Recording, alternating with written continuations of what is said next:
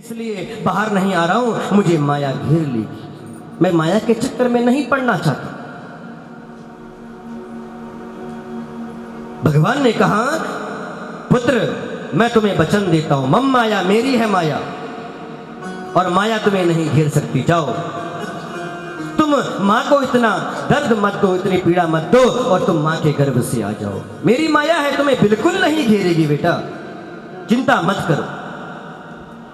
और सुखदेव महाराज जी जैसे ही माँ के गर्भ से आए, बाहर आते ही जंगल की तरफ दौड़ पड़े। यम प्रभजंतु मनुपेत मपेत कृत्यम द्वीपायनो विरह कातर आजुहावा। और वेद व्यास जी अपने पुत्र को पुकार रहे हैं, पुत्र रुक जाओ, पुत्र रुक जाओ। और पुत्र रुक करके ना गुफाओं में जाकर के भगवान की तप में बैठ गया। बोलो सुखदेव जी भगवान की। माया को सब कोई भजे, पर माधव भजे न कोई। जो कदापि माधव भजे, तो माया चेरी होई।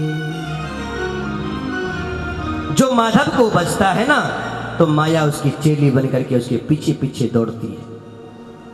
जो माधव का दास बन जाता है, माया उसकी दासी बन जाती है।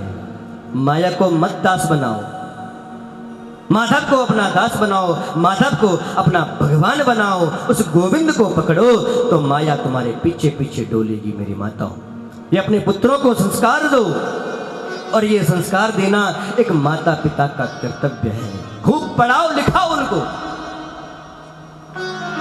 खूब लायक बनाओ, लेकिन इतने लायक मत बना देना कि कल तुम्हें ही वो नालायक समझे। इतनी शिक्षा जरूर देना, अपने हिंदुत्व के बारे में जरूर बताना। बेटा शाम सुबह उठ करके भगवान के चरणों में प्रणाम करके आओ, अपने से बड़ों को जाकर के प्रणाम करो। अगर हम खुद जाकर के अपने से बड़ों के चरण स्पर्श करेंगे, तो जो बालक है, जो पुत्र है, जो पुत्री है, अवश्य आपके चरणों में आकर के प्रणाम करेगा। अनुभव करना,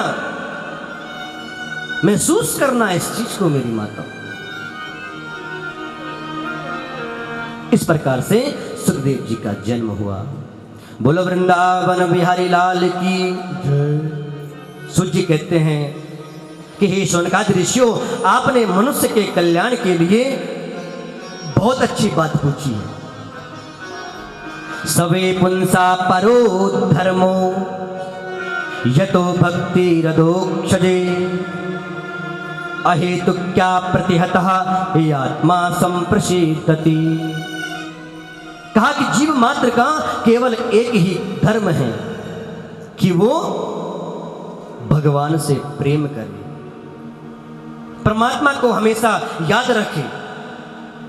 और भगवान हमें कब याद आते हैं? जब कोई दुख आता है।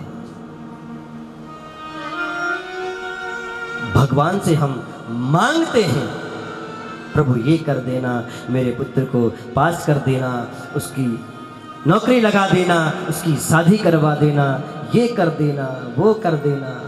ओहो, कितनी मांग भर देते हैं हम भगवान के सम्मुख। भगवान से कभी कुछ मत मांगो। भगवान से मांगो कि हमें केवल आपका सत्संग प्राप्त हो, आपकी कथा सुनने के लिए हम जाएं, हमारा मन आपकी कथाओं में लगे। प्रभु, भगवान से निष्कपट प्रेम होना चाहिए, जैसे मीरा जी ने किया था, जैसे उन गोपियों ने किया था। जैसा एक बेटी का पहले अपने मायके में प्रेम होता है और फिर जाकर के अपने ससुराल में प्रेम बन जाता है, ऐसा प्रेम भगवान से करना पड़ेगा। तब भगवान महसूस होंगे, तब भगवान की प्राप्ति होगी, तब भगवान की कृपा प्राप्ति होगी। 10 रुपए का प्रसाद चढ़ा करके करोड़ों की संपत्ति मांगना ये कोई पूजा नहीं है। भगवान से मांगो, भगवान को मांगो, तुझको मांगो तुझसे सावरिया तेरे लिए। गोविंद, हे राम, हे शिव, हम तुम्हें मांग तो रहे हैं, लेकिन बस तुम्हें पाने की तुम मिल जाओ, बाकी हमें किसी चीज की जरूरत नहीं है। मीरा जी ने भी यही कहा था कि मेरे तो गिरधर गोपाल दूसरा न कोई है ही नहीं इस जगत में मेरा। और ये हकीकत है, भगवान के अलावा कुछ है नहीं। कल भी कहा था, ये तन का कपड़ा भी घर वाले उतार देते हैं। जो चीज भी होती है सब उतारी जाती है, बस उन दो लकड़ियों में जाना पड़ता है। किसी भी चीज का अहम मत करना मेरी माता। यही इस कथा का एक सार है और कथा से यही सीख मिलती है। आइए कथा की ओर चलते हैं। सुखदेव जी कह रहे हैं, सूत जी कह रहे हैं, तस्माते के न मनसा भगवान शाश्वतां पतिहि श्रोतव्या कीर्तव्यश्च ध्येयः पूजश्च नित्यतः। भगवान की प्राप्ति कैसे होगी? इन चार चीजों को कहकर के कहा है, श्रोतव्या, भगवान की कथाओं को सुनो जहां भी कथा हो रही है। ये मत सोचना दिल में कि हमें बुलाया नहीं है, हम क्यों जाएं। क्या भगवान के पास जाने के लिए क्या बुलाने की जरूरत है? बुलाने की कोई आवश्यकता नहीं होती है। अगर आप इस कथा मंडप में पहुंच गए हो, क्या कोई आपको बोलेगा कि आप क्यों आ गए भैया, आपको बुलाया है क्या? कोई नहीं कहेगा। कथा जहां भी हो रही हो, उन कथाओं को सुनो, श्रवण करो, ध्यान करो। कहा श्रोतव्या, अपने कानों से भगवान की कथाओं को सुनो। फिर कीर्तव्यश्च, भगवान की कथाओं में जब बैठो तो भगवान का कीर्तन करो। कीर्तन अवश्य करो, मुख से कीर्तन करो, हाथों की सेवा करो, तालियों से भगवान की पूजा करो। उसके बाद भगवान का ध्यान करो। आप कथा सुनोगे तो अपने आप आपके हाथों से कीर्तन होगा। बोलो वृंदावन बिहारी लाल की। अब हाथ उठाने के लिए तो मैंने कहा नहीं, लेकिन आपने हाथ उठाए नहीं उठाए, ये सब गोविंद की कृपा है। भगवान का ध्यान होगा, ध्यान आएगा। ध्यान करने के बाद अपने आप आपका पूजा में ध्यान लगेगा। फिर आप पूजा कर सकते हैं, फिर आप बैठ करके भगवान की पूजा कर सकते हैं। लेकिन कहा कि भैया मूर्ति की कैसी पूजा? ये मूर्ति है, इस मूर्ति की कैसी पूजा? लेकिन मूर्ति कब तक थी? जब तक ये किसी दुकान में थी। दुकान से उस मूर्ति को आपने खरीदा, अपने घर पर लाए, उसका स्नान कराया, अपने पूजा विग्रह में रखी, प्राण प्रतिष्ठा हुई, तो उसमें साक्षात ठाकुर जी के दर्शन हो जाते हैं। एक उदाहरण से इसको समझिए। आप बाजार गए हलवाई की दुकान में, आपने वहां से 1 किलो बर्फी ले ली। महाराज 1 किलो बर्फी देना, उसने भी दे दिया। आप किसी मंदिर में गए, पुजारी जी को वो बर्फी का डब्बा दे दिया, महाराज इस बर्फी को भगवान को चढ़ा दो। पुजारी जी गए, उन्होंने वो बर्फी का डब्बा भगवान के सम्मुख रखा, तुलसी पत्र रखा, घंटी बजाई, भोग लगाया। भोग लगाने के बाद उस डब्बे को रख करके पुनः आपके हाथ में दिया और क्या कहा? लीजिए, ये आपका प्रसाद है। ठाकुर जी के दर्शन होते ही वो बर्फी प्रसाद बन गई मेरी माता। इसलिए भगवान का ध्यान करें, परमात्मा को किस तरह से पुकारे, भगवान को किस तरह से बुलाए।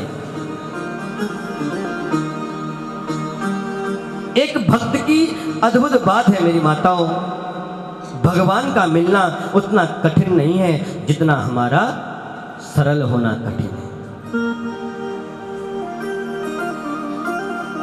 सरलता बहुत जरूरी है।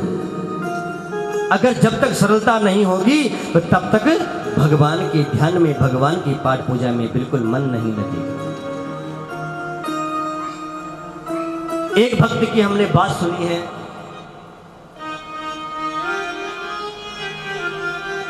वह घर पर रहते थे और बहुत खाते थे। वो बहुत खाता था, बाकी कुछ नहीं करता था। जब तक 5 लोग खाते थे तब तक वो अकेला ही खाता था। वो बड़ा विचित्र था। खाते खाते कहता था, दाने दाने पर लिखा है खानहार का नाम। लोग कहते थे, घर वाले कहते थे, अरे रुक तो जाओ, पानी तो पी लो, बीच में रुक तो जाओ। वो कहता था, बीच तो आए।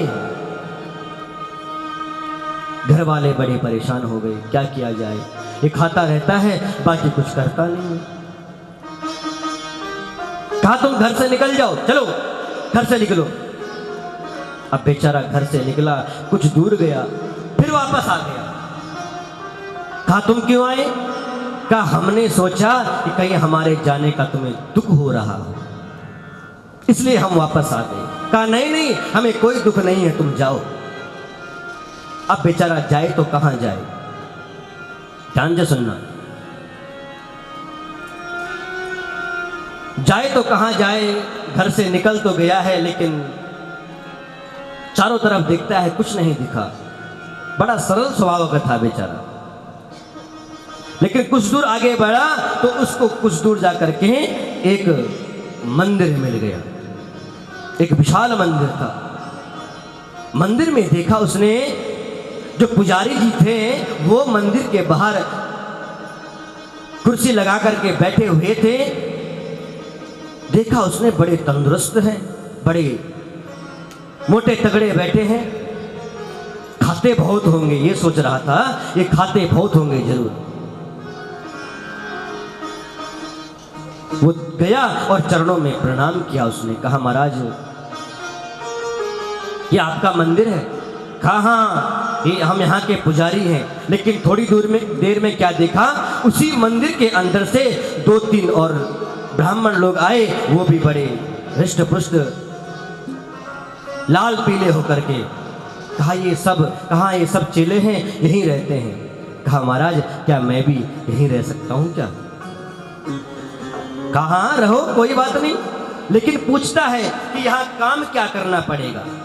महात्मा जी ने कहा, देखो यहाँ पर काम कुछ नहीं है, केवल शाम सुबह आरती होती है और उस समय भगवान राम का नाम लेना है, बाकी कुछ काम नहीं है यहाँ।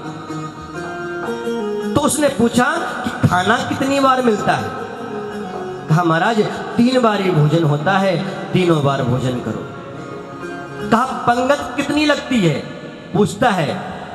कहा 400 की पंगत लगती है।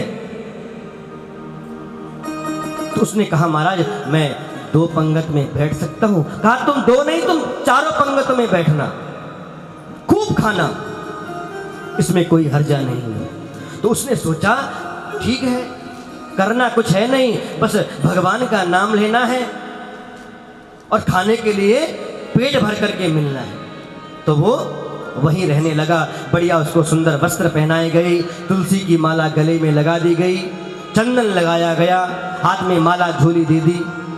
शाम सुबह आरती होती तो वो राम नाम जपता रहता, राम नाम जपता रहता और उसको खाने के लिए बढ़िया मिलता। उसने सोचा ये बढ़िया जगह मिल गई, कुछ करना है नहीं। लेकिन उस बेचारे को पता नहीं था कि यहां भी एक दिन मुसीबत आएगी। अब एक दिन क्या हुआ, उसका नित्य नियम था कि प्रातः काल उठता था ना, तो सबसे पहले भंडार में जाता था। भंडार में देखता था आज क्या क्या बना हुआ है, पतीलों के ढक्कन खोल खोल करके देखता था।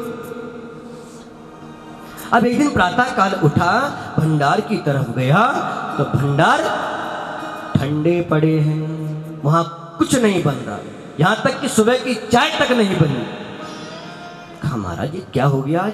महात्मा जी के पास गया, कहा कि हे महात्मा जी, ये आज भंडार इतने सोने क्यों पड़े हैं, क्या बात है? महात्मा जी कहते हैं, अरे भैया हम तुम्हें बताना भूल गए, आज एकादशी है और एकादशी में आज कुछ बनेगा नहीं, भोजन तो बनेगा नहीं, आज तो उपवास रखना पड़ेगा। कहा महाराज एकादशी, ये एकादशी क्या होती है? कहा आज के दिन न कुछ बनेगा न कुछ मिलेगा, तो क्या हमें भी नहीं मिलेगा? कहा नहीं, अब तुम भी वैष्णव हो गए हो, अब तुम्हें भी कुछ नहीं मिलेगा। कहा महाराज अगर हमने आज एकादशी कर ली तो हम तो द्वादशी देख ही नहीं पाएंगे। मैं महाराज भूखा नहीं रह सकता। महात्मा जी ने सोचा ये बड़ी समस्या आ गई। कहा भैया अब तो रहना पड़ेगा, क्या कर सकते हैं, आश्रम में तो भोजन में बनना है नहीं। लेकिन कहा महाराज मैं भूखा बिल्कुल नहीं रह सकता। अब महात्मा जी ने सोचा क्या किया जाए, तो कहा कि भैया तुम खाना बना लेते हो? कहा हाँ, मरता क्या नहीं करता, मैं बना लेता हूं। कहा ठीक है जाओ, भंडार में जाकर के जो जो सामग्री तुम्हें चाहिए उस सामग्री को लेकर के जाओ और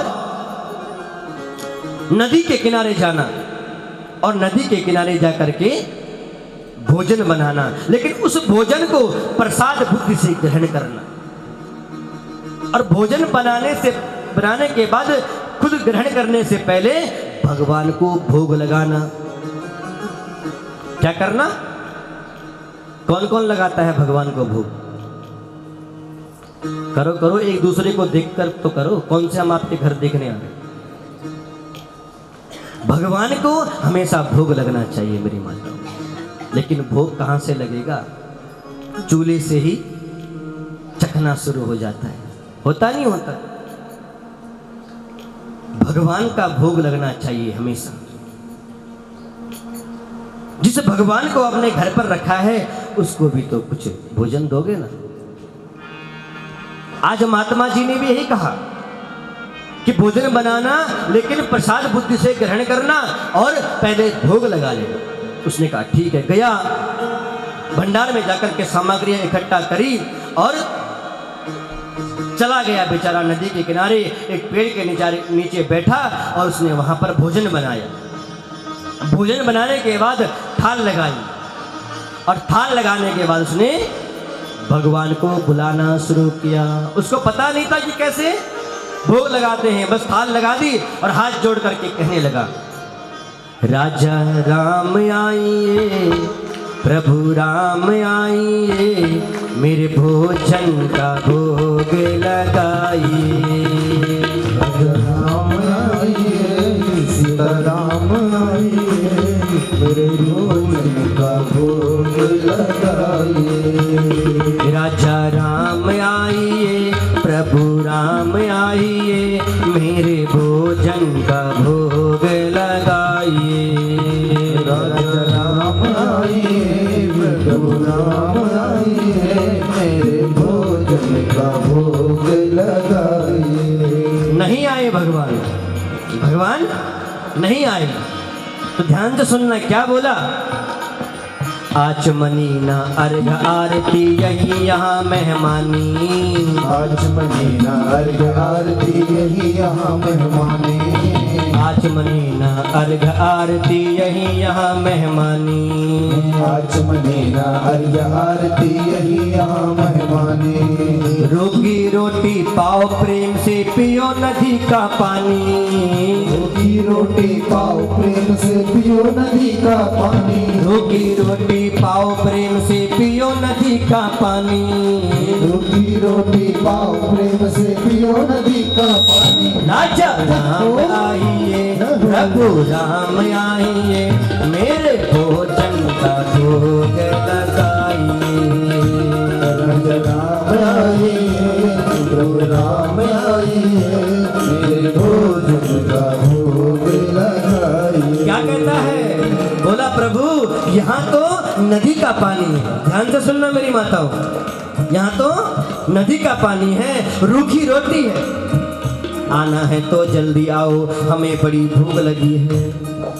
भगवान फिर भी नहीं आए।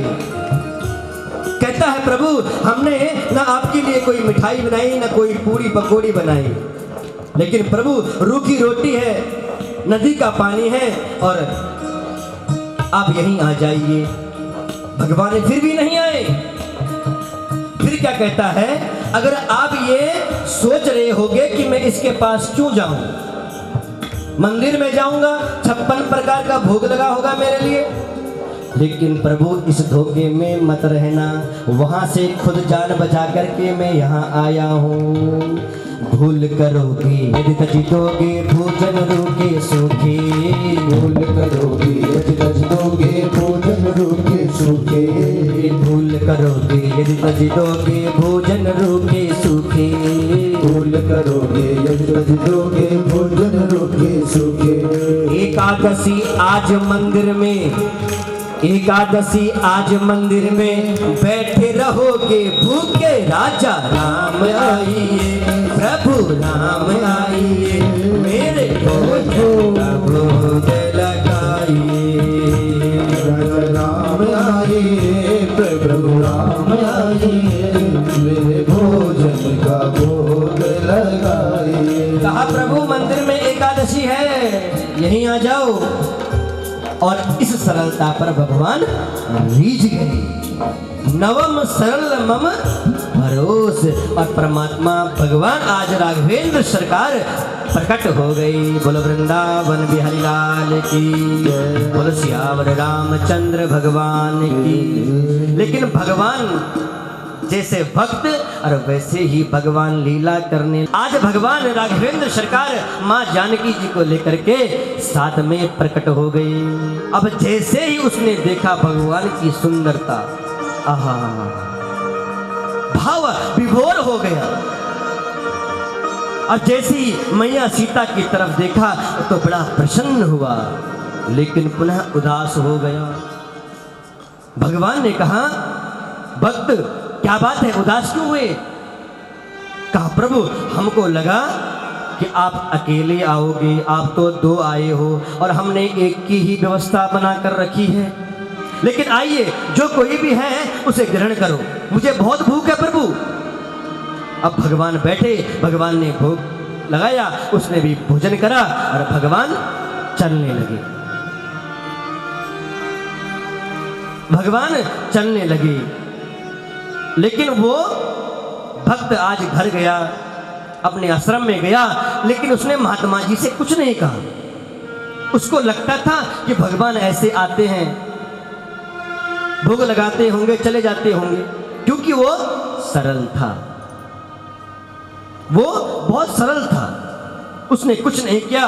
अगले महीने जैसे ही पुनः एकादशी आई, महात्मा जी के पास गया, कहा महात्मा जी वहां दो दो भगवान आते हैं, वहां दो दो भगवान आते हैं, हमारा राशन थोड़ा और बढ़ाओ।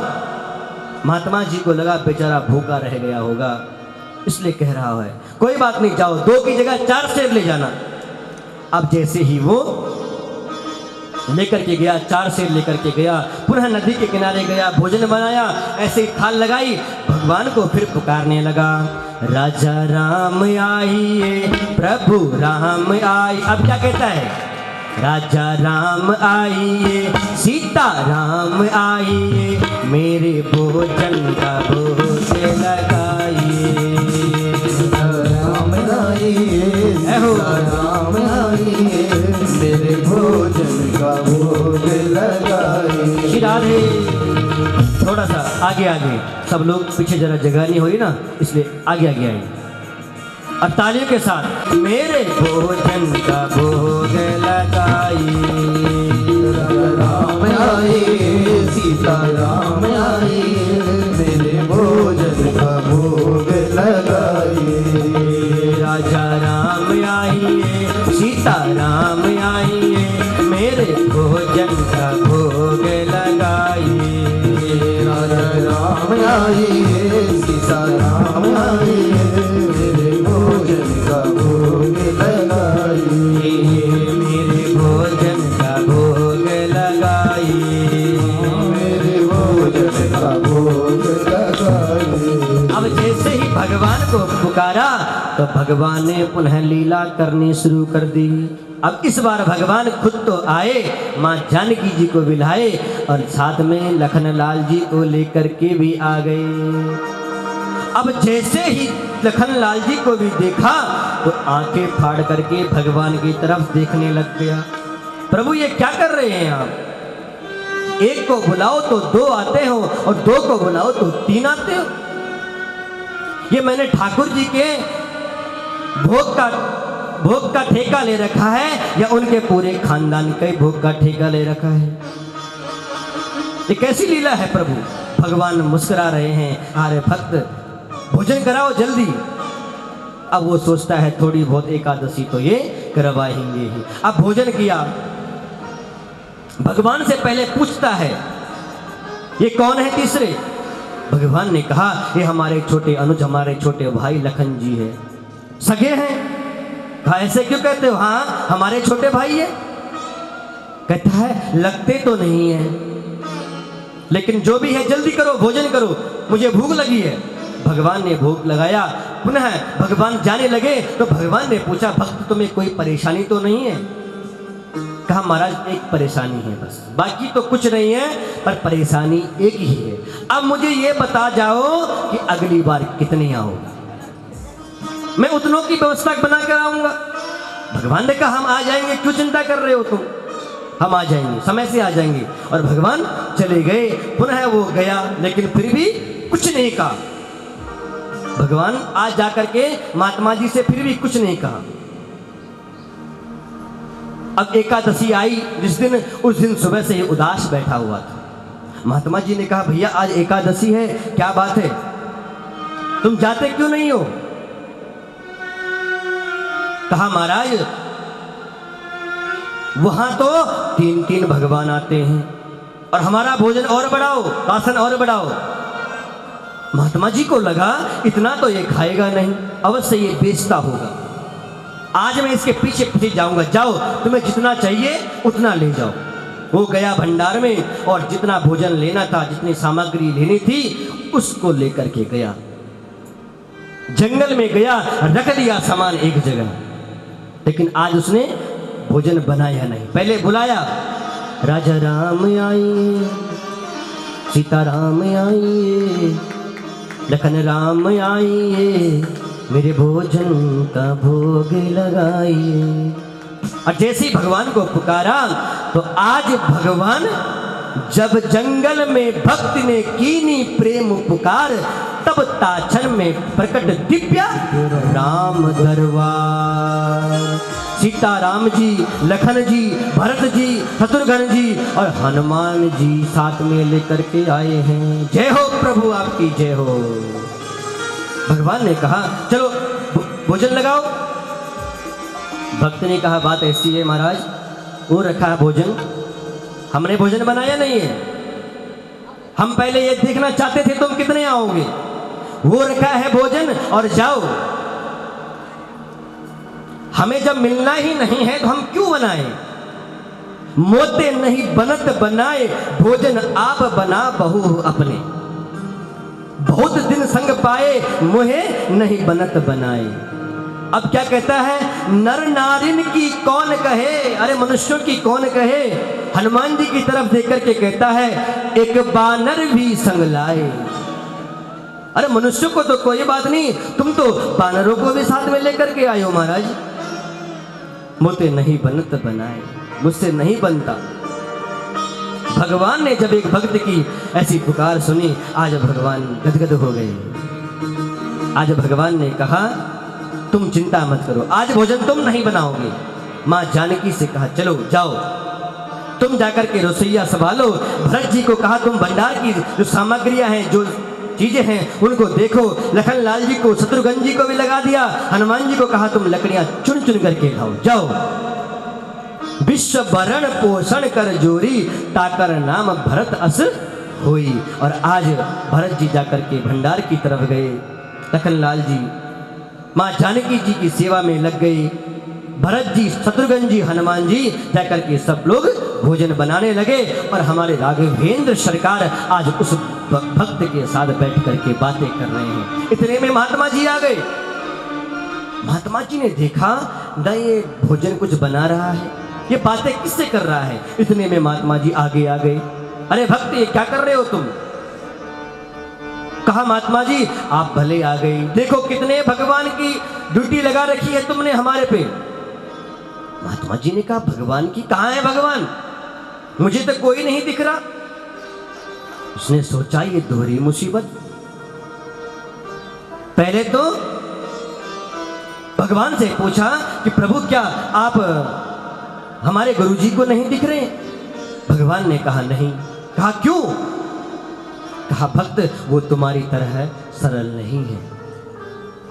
भक्त ने कहा वो हमारे गुरुजी हैं, बहुत बड़े ज्ञानी हैं, महात्मा जी हैं, पढ़े लिखे हैं। कहा वो अवश्य हैं, लेकिन वो तुम्हारी तरह सरल नहीं है। भक्त ने कहा कि जो भक्त था उसने कहा, महात्मा जी ने कहा क्या हुआ? कहा भगवान कह रहे हैं कि आप सरल नहीं हो। अब जैसे ये बात उन महात्मा जी ने सुनी, आंखों से अश्रु गिरने लगे। ये सत्य है कि हम सरल नहीं हैं। और जैसे ही उनका रोना शुरू हुआ तो आज भगवान गुरु जी को भी दिखने लग गई। बोलो सियावर रामचंद्र भगवान की। जितने महात्मा लोग थे, संत महात्मा लोग थे, वो भी दौड़ दौड़ करके आ गए भगवान के दर्शन करने के लिए।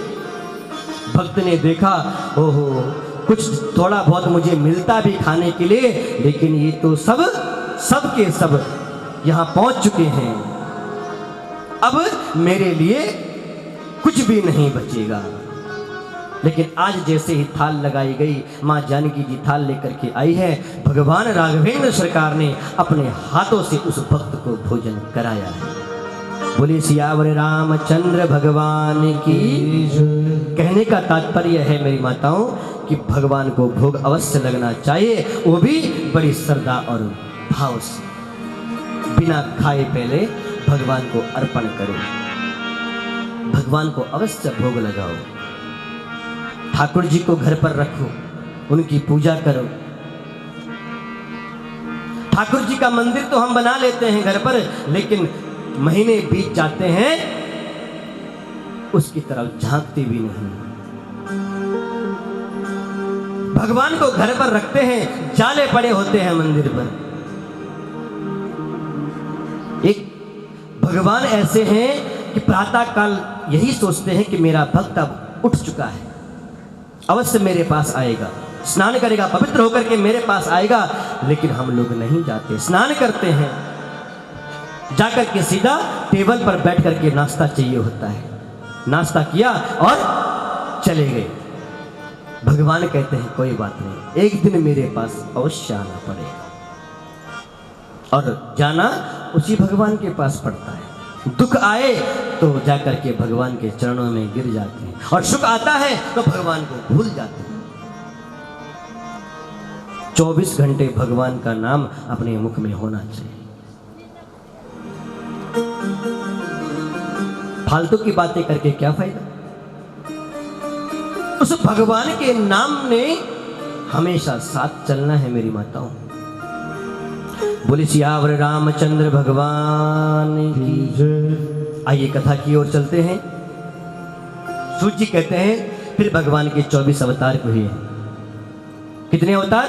24 अवतारों की कथा सुनाते हैं कि पहला अवतार भगवान का सनक सनंदन सनातन और सनत कुमार के रूप में हुआ। इस रूप से हमें यह सीख मिलती है कि ब्रह्मचर्य का पालन किस तरह से होना चाहिए। केवल 5 वर्ष की आयु में रह करके हमेशा हरि शरणम इन राजकुमार रहे हैं। पुनः 12 अवतार की भगवान की कथा सुनाई। संतोष का प्रतीक यज्ञ रूप भगवान को 12 भगवान को बताया गया। तीसरा अवतार बताया देवर्षि नारद जी का। नारद जी के अवतार से यह सीख मिलनी चाहिए कि भक्ति किस प्रकार की होनी चाहिए। चौथा अवतार हुआ नर नारायण का। हमें तप कैसा करना चाहिए, ये नर नारायण भगवान की अवतार से हमें प्राप्त होता है। 5वां अवतार हुआ भगवान कपिल भगवान का। 6ठा अवतार हुआ दत्तात्रेय का। 7वां अवतार यज्ञ भगवान का। और 8वां अवतार ऋषभदेव भगवान का। और 9वां जो अवतार हुआ वो हुआ पृथु महाराज जी का। 10वां अवतार मत्स्य अवतार भगवान ने लिया। 11वां अवतार कच्छप अवतार भगवान ने कछुआ का अवतार लिया। और उसके बाद 12वां अवतार हुआ धन्वंतरी अवतार। और 13वां जो अवतार भगवान का हुआ मोहिनी अवतार। उसके बाद भगवान का हुआ 14वां जो भगवान का अवतार हुआ वो हुआ भगवान नरसिंह का अवतार। और उसके बाद 15वां अवतार वामन भगवान का अवतार, 16वां अवतार भगवान का परशुराम जी का हुआ, 17वां अवतार वेदव्यास जी का अवतार हुआ और 18वां अवतार हुआ हमारे पुरुषोत्तम भगवान राघवेंद्र सरकार भगवान राम जी का अवतार। 19वां अवतार बलराम जी का अवतार और 20वां अवतार हमारे ठाकुर जी का अवतार। हमारे श्याम सुंदर का अवतार 20वां अवतार भगवान का हुआ। उसके बाद 21वां अवतार हंस अवतार और फिर हुआ है ग्रीव। उसके बाद 23वां अवतार हुआ बुद्ध अवतार भगवान का और जो 24वां अवतार होगा वो होगा भगवान का कल्कि अवतार। वो भी कहाँ होगा? विष्णु यश नामक ब्राह्मण के घर पर, संबल नाम के ग्राम में और किसी श्रेष्ठ ब्राह्मण के घर पर भगवान का अवतार होगा। इस प्रकार से 24 अवतारों की कथा जो है आपको आगे के दिनों की कथा में सुनाया जाएगा। एक एक कथा के बारे में सुनाया जाएगा। सौनक जी ने पुनः प्रश्न कर दिया सूत जी से, कस्मिन् युगे परवर्ते स्थाने वा केन हेतुनः, कि प्रभु भागवत जी को किस युग में लिखा गया, भागवत जी को किस स्थान पर लिखा गया, भागवत जी को किस हेतु से लिखा गया और भागवत जी को किसकी प्रेरणा से लिखा गया।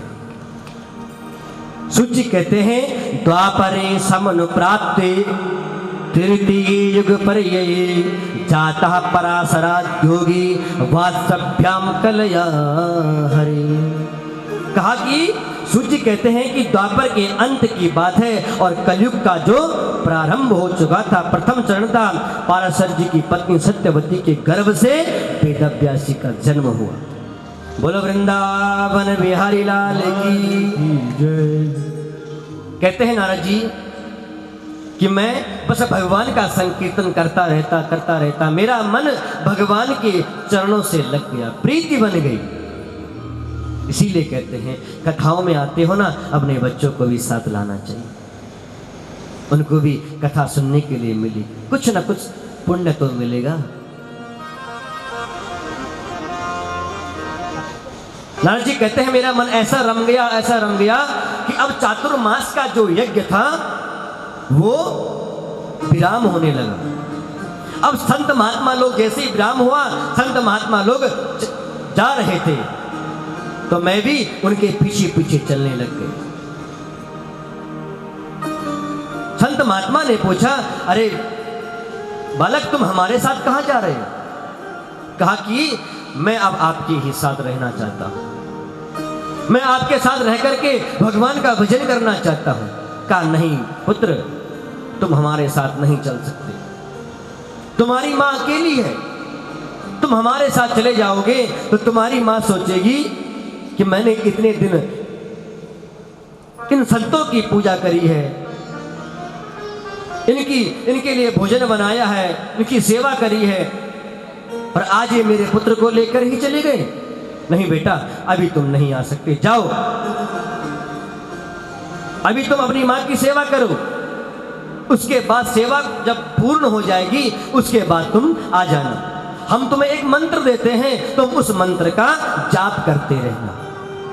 और आज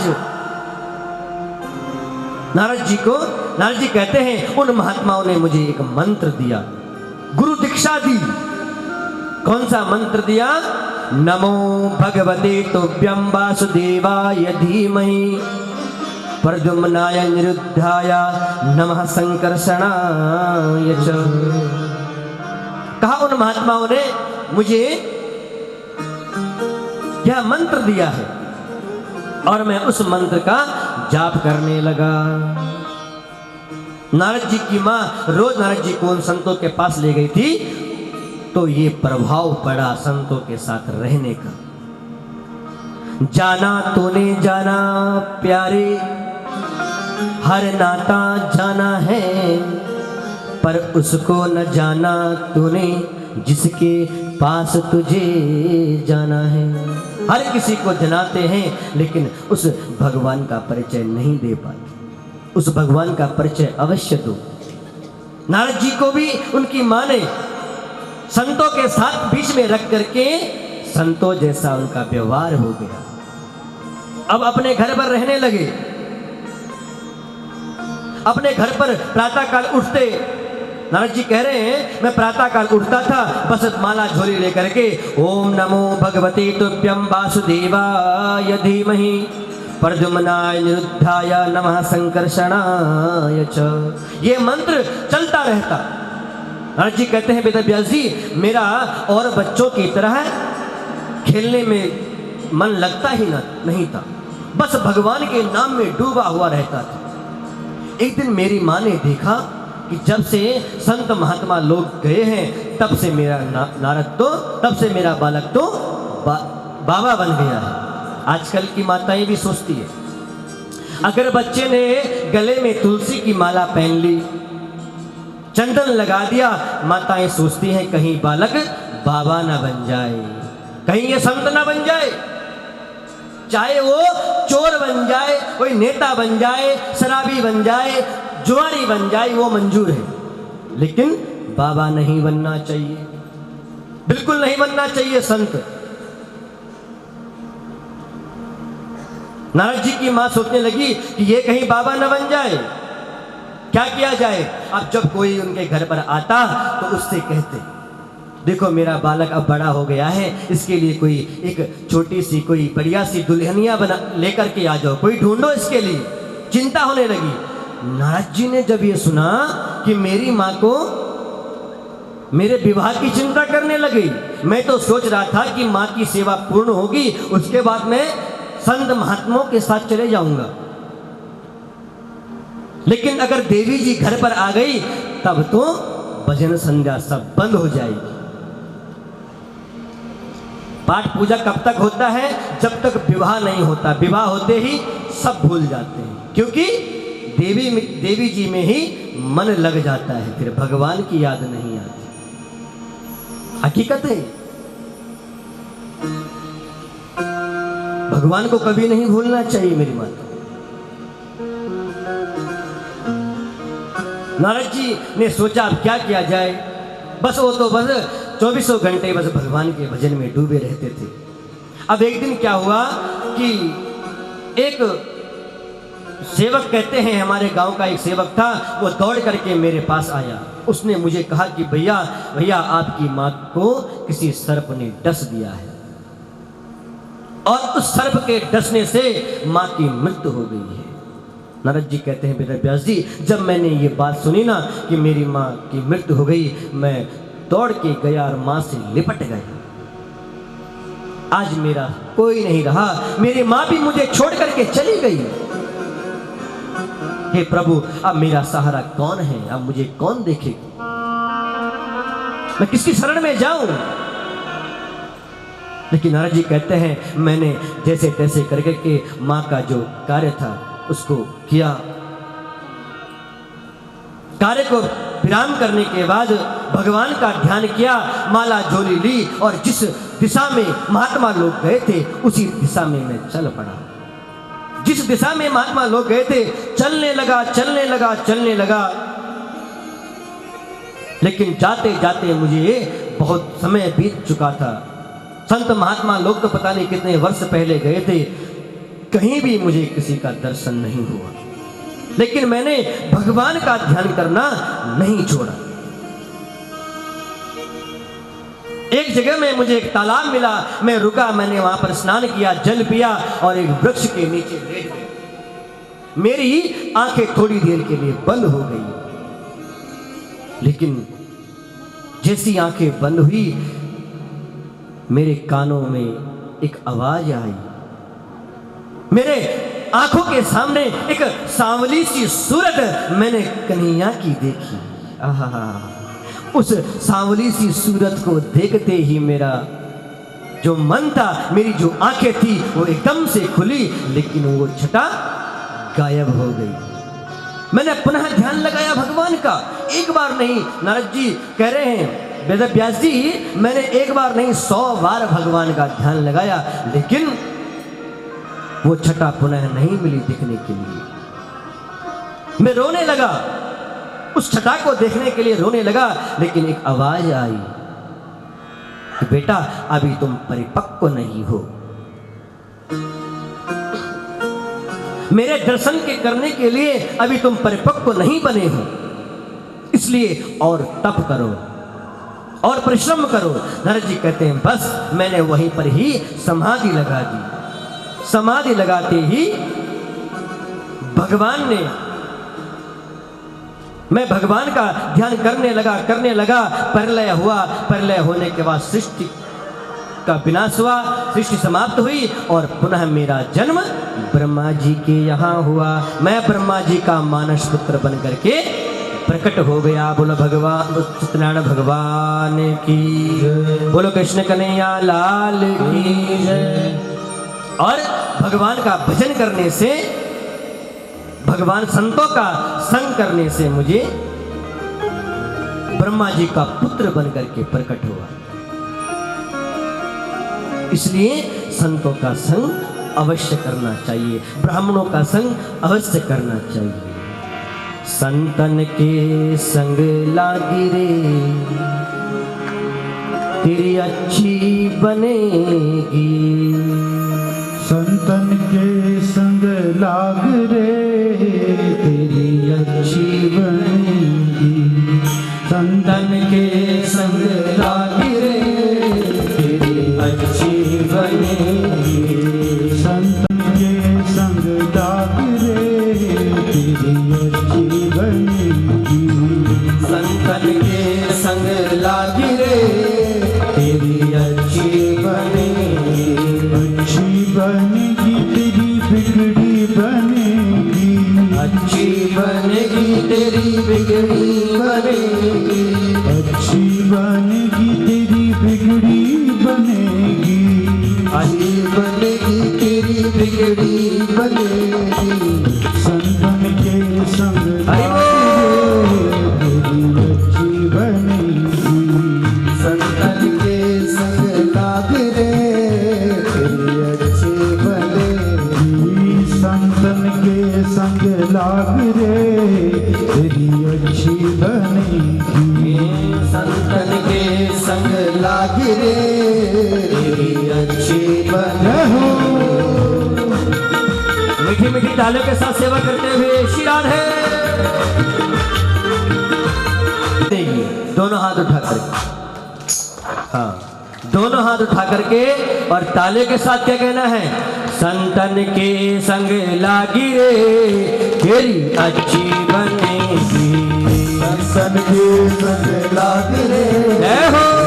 अच्छी बनेगी, संतन के संग लागी रे तेरी अच्छी बनेगी, संतन के संग लाग रे तेरी अच्छी बनेगी, अच्छी बनेगी तेरी बिगड़ी बनेगी, अच्छी बनेगी तेरी बिगड़ी बनेगी, अच्छी बनेगी तेरी बिगड़ी बनेगी, अच्छी बनेगी तेरी बिगड़ी बनेगी, संतन आई को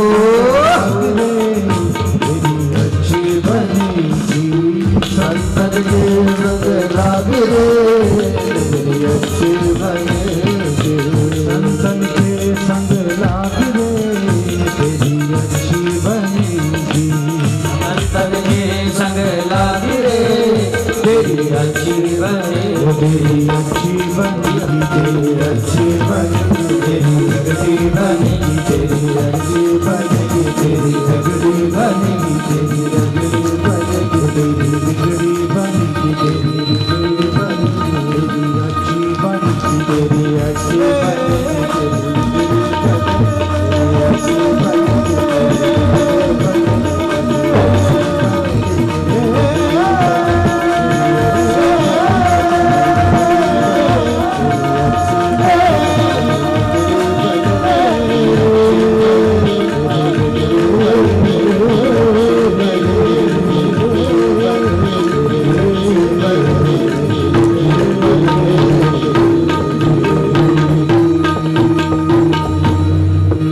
बोलो कृष्ण कन्हैया लाल की।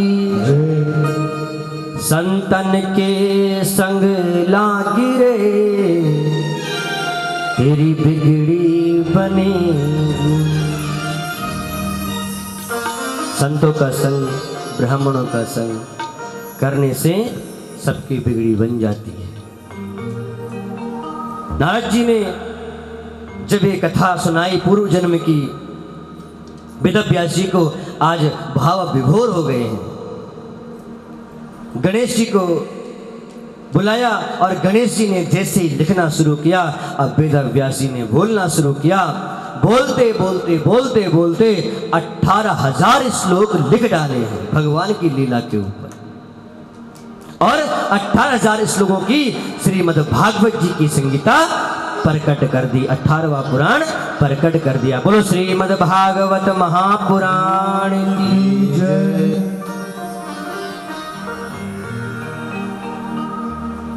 आज 18 पुराण लिखने के बाद वेदव्यास जी के मन को बड़ी शांति मिली। आहा, कि मैंने आज कुछ किया है जीवन में, कुछ बहुत बड़ा मैंने आज काम किया है। लेकिन संगीता तो मैंने प्रकट कर ली है, लेकिन किसको सुनाऊं? कौन है भागवत सुनने का अधिकारी? किसको भागवत सुनाई जाए? नारद जी ने कहा, वेदव्यास जी भूल गए क्या? आपका जो पुत्र है सुखदेव महाराज, बैरागी संत, जो कि जन्म लेते ही जंगल की ओर और गुफाओं में तप करने के लिए चले गए, ऐसे संत को तुम कथा सुनाओ। राम कथा के अधिकारी, राम कथा के अधिकारी, राम कथा के अधिकारी, राम कथा के अधिकारी, जिनके सत्संगत अति प्यारी, जिनके सत्संगत अति प्यारी, जिनके सत्संगत अति प्यारी, जिनके सत्संगत अति प्यारी, राम कथा के अधिकारी, राम कथा के अधिकारी। कहा कि भगवान की कथा के अधिकारी कौन है? जिनको सत्संग, भगवान का संग, ब्राह्मणों का संग, संतों का संग प्यारा हो, उसे ही भगवान की कथा सुनाई जाती है। उसी को ये अधिकार है भगवान की कथा सुनने का। अब वेदव्यास जी ने 2 चेले बुलाए। उन चेलाओं को भागवत जी के 2 श्लोक रटाए। उन्होंने 2 श्लोक रटे और कहा कि जिस तरफ सुखदेव महाराज जी जिन गुफाओं की तरफ गए थे, उन गुफाओं की तरफ जाकर के इन श्लोकों का गायन करो। अब 2 चेले चले गए, उन्होंने भागवत जी के श्लोकों का गान शुरू कर दिया। आज जैसे ही भागवत जी का श्लोक, वेणु गीत का यह सुंदर श्लोक उस शिष्य ने गाया, वरहा पीडम नटवर वपुः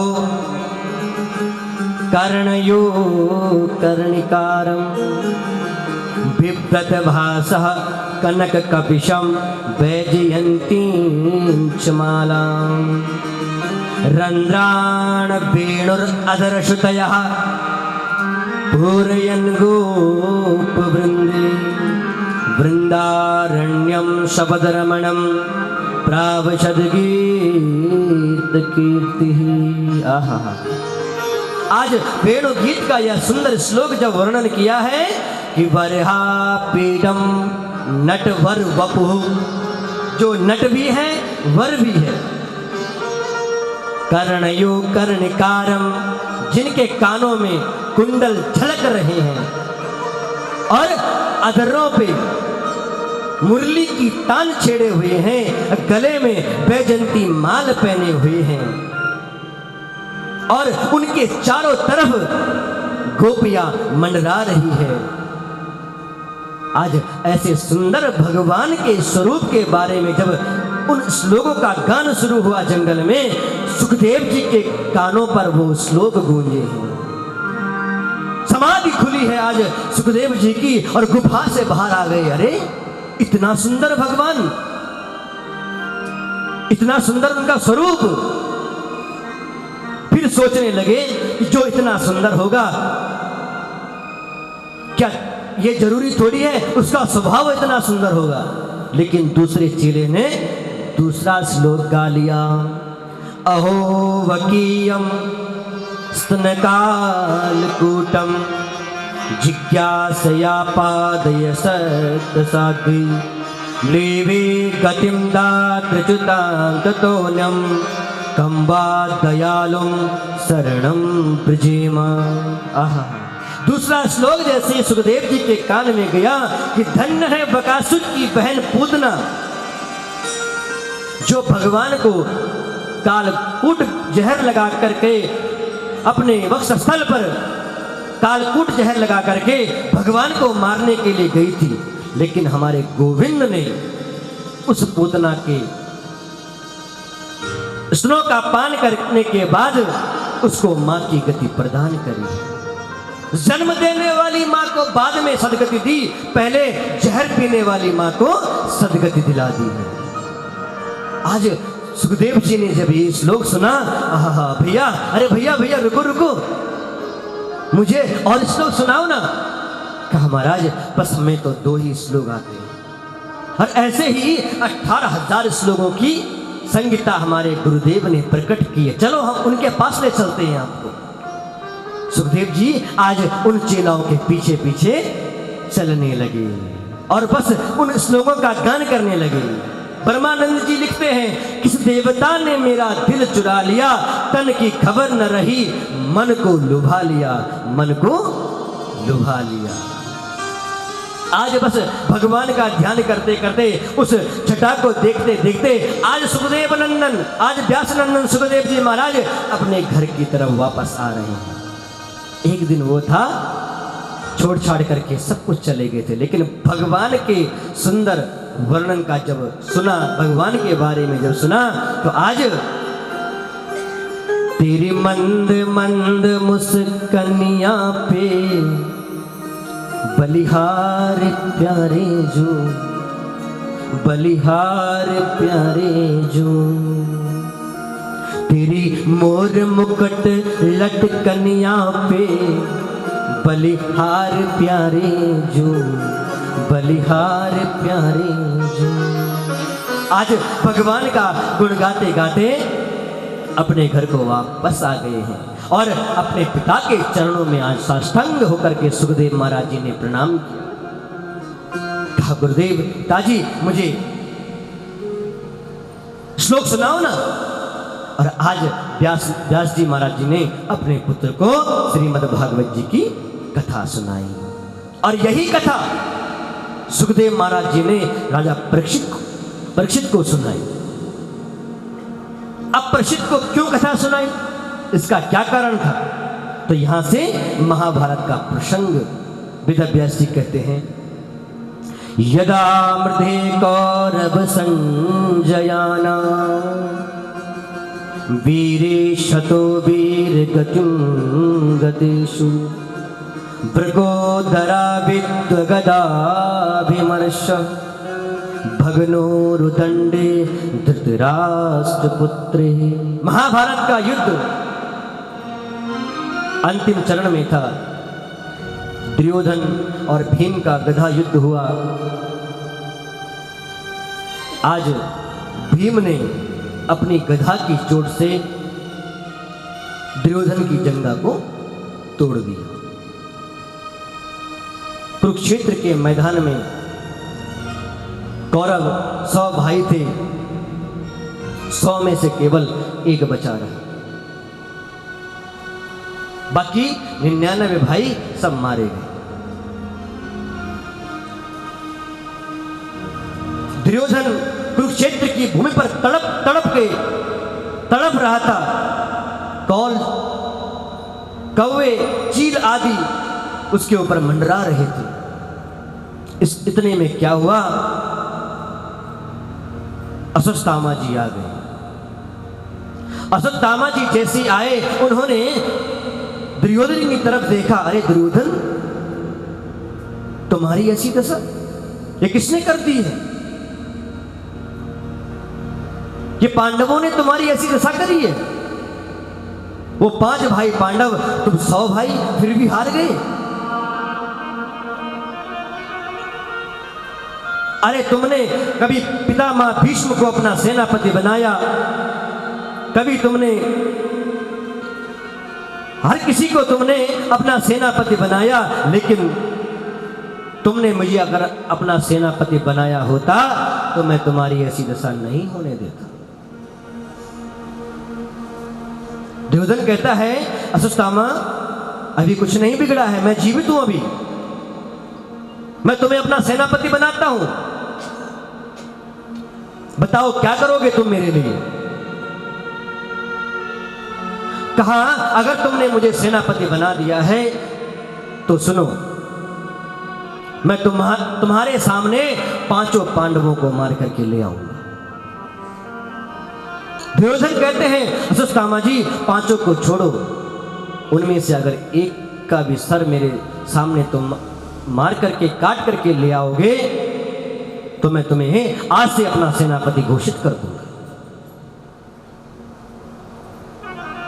दुर्योधन से बोल करके तो चले गए, लेकिन आगे बढ़े। अब क्या किया जाए? दुर्योधन से तो मैंने वचन दे दिया है, क्या करूं, कैसे मैं पांडवों को समाप्त कर सकूं? लेकिन मेरी माताओं, जिसके आगे द्रोण की नहीं चली, भीष्म पितामह की नहीं चली, उसके आगे अश्वत्थामा की चल सकती थी क्या? रात को बैठ रहा है, सोच रहा है क्या किया जाए। एक डाल पर देखा बहुत सारे कौवे बैठे हुए थे, और उस डाल पर एक उल्लू गया और सारे कौवे वहां से भाग गए।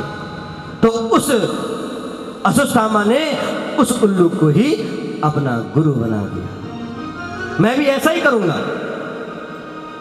जिसका गुरु जैसा होगा, शिष्य भी, चेला भी तो वैसा ही होगा ना। सोचा रात को जाकर के 5 पांडवों को मैं समाप्त कर दूंगा, लेकिन मारने वाला, बचाने वाला केवल वो भगवान है, वो परमात्मा है। भगवान को जैसे ही लगा, भगवान ने 5 पांडवों से कहा, सुनो, आज तुम लोग जीते हुए हो, चलो कहीं जाकर के खुशियां मनाते हैं। किसी पांडव 5 में से एक ने ये नहीं कहा कि प्रभु यहां क्या कमी है, यहां भी तो हम खुशियां मना सकते हैं, विजय उत्सव मना सकते हैं। लेकिन भगवान ने जो बोल दिया कहा, चलो महाराज। 5 बालकों से भी कहा, पांडवों के जो 5 पुत्र थे उनसे भी कहा कि चलिए